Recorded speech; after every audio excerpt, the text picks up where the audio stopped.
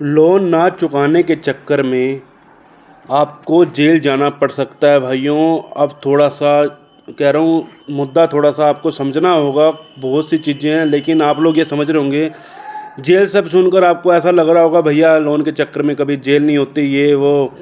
भाइयों इस वीडियो में मैं आपको पूरी जानकारी देने वाला हूँ। हाल ही में एक मामला जो सामने आया है उस मामले के बारे में आपको पूरी जानकारी दूंगा, ताकि आप भी इन चीज़ों का उल्लंघन मत करें अगर आपके साथ भी कुछ ऐसा हो रहा है तो। भाई अगर चैनल पर नए हो तो चैनल को सब्सक्राइब करके वीडियो को एक लाइक कर देना, जितना हो सके शेयर कर देना। बाकी आज हमारा जो टॉपिक है भाइयों, लोन ना चुकाने के चक्कर में जेल हो सकती है। तो भाइयों आपको विस्तार में समझना होगा, एक एक बात सुननी होगी, वीडियो को अंत तक देखना ताकि आपके साथ कोई भी ऐसी बात ना हो जाए कि आपको भी जेल के दर्शन करने पड़ जाएं। तो भाइयों मेरे सब्सक्राइबर के लिए तो मैं ख़ास कहना चाहूँगा कि भैया हमारे स्टेप को ज़रूर फॉलो किया कीजिए, ताकि आपके साथ किसी प्रकार की कोई दिक्कत परेशानी ना बने। भाइयों ऐसा है, कोई भी व्यक्ति अगर डिफ़ॉल्टर हो जाता है 3 महीने के बाद उसको एनपीए कर दिया जाता है अकाउंट, तो उसको डिफ़ॉल्टर कर दिया जाता है। तमाम तरह की आपके पास नोटिस आना शुरू हो जाते हैं, जिसके अंदर बैंक आपको तमाम तरह के नोटिस भेजता है। पहले रिमाइंडर, फिर डिमांड, फिर 138, 25 आर्बिट्रेशन, तमाम तरह की आपको नोटिस भेजती है बैंक। जो हाल ही में मामला मैं आपको बताने वाला हूँ, एक व्यक्ति के पास तमाम तरह के नोटिस आए।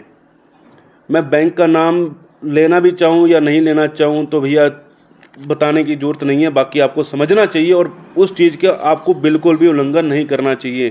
क्योंकि भैया मैं कभी भी ना इनकी पॉलिसी के ख़िलाफ़ नहीं जाता कि मैं किसी बैंक का नाम नहीं बोलता, लेकिन जो मामला सामने है उसको आपको समझना होगा ताकि आपके मन में जो भी डाउट है वो क्लियर हो जाए। क्योंकि भैया जेल सब सुन के सबकी वैसे भी ऐसी तैसी हो जाती है सबकी, लेकिन ये थोड़ी ना सबको जेल में डाल देंगे। आप हमारी वीडियोस वगैरह देखते हैं ना, सबको थोड़ी ना जेल में डाल देंगे।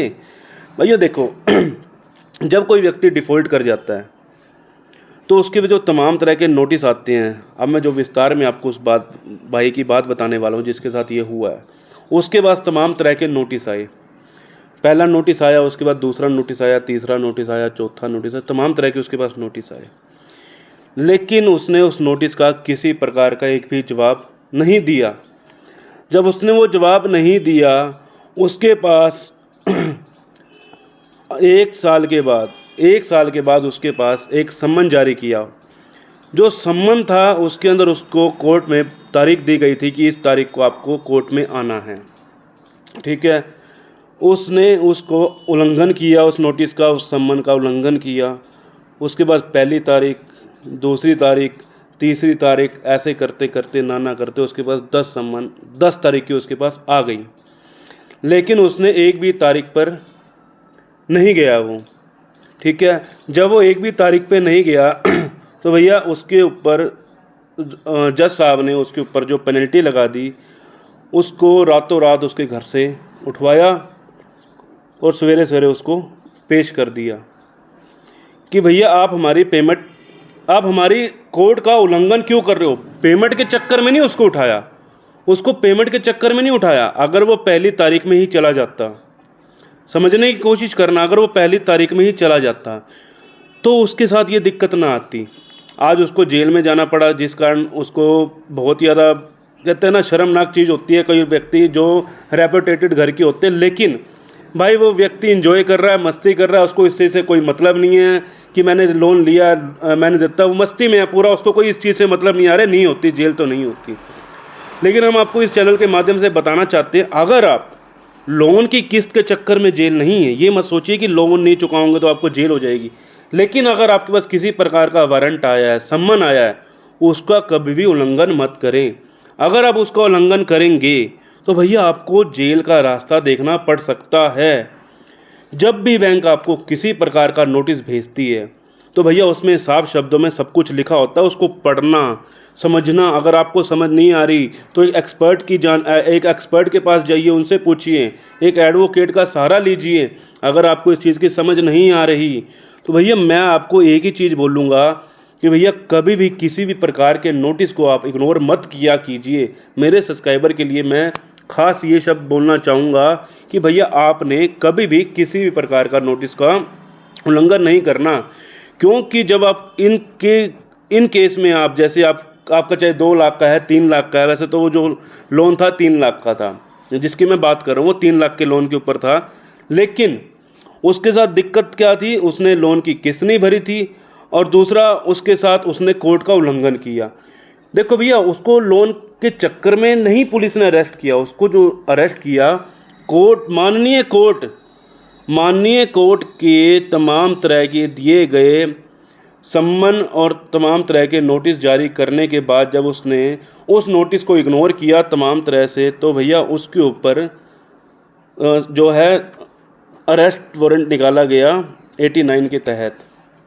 ठीक है भैया, अब आपको ये लग रहा होगा कि भैया इस हमारे तो जो ललित भाई हैं, हम लोन रिकवरी हेल्प वाले, हमेशा कहते हैं कि कभी भी जेल नहीं होती।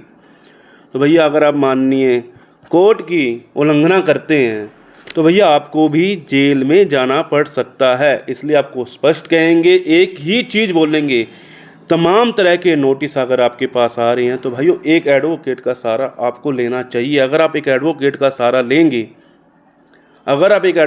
सहारा लेंगे तो आपको तमाम तरह की चीज़ों से आप बच सकते हैं।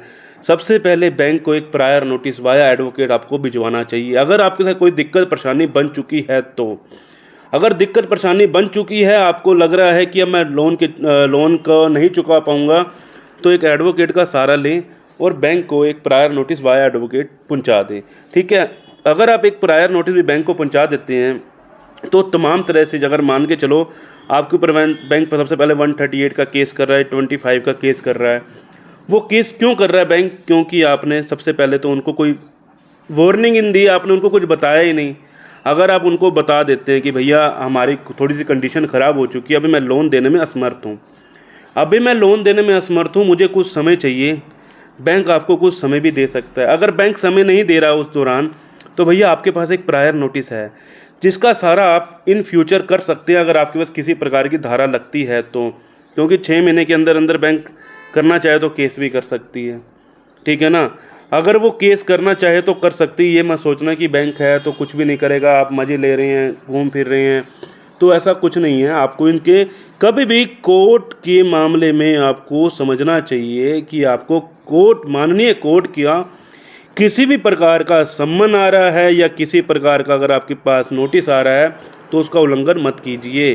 क्योंकि भैया सीधी सी बात है, थोड़ा सा समझदार बने। अगर आप हमारी वीडियोस वगैरह प्रॉपर देखते हैं और समझने की कोशिश करते हैं कि हम आपको क्या समझा रहे हैं, भाइयों प्रायर नोटिस आपको लंबे समय तक काम आता है। ये मत सोचिए आपकी जब सेटलमेंट होती है, सेटलमेंट के समय में भी ये प्रायर नोटिस काम आता है।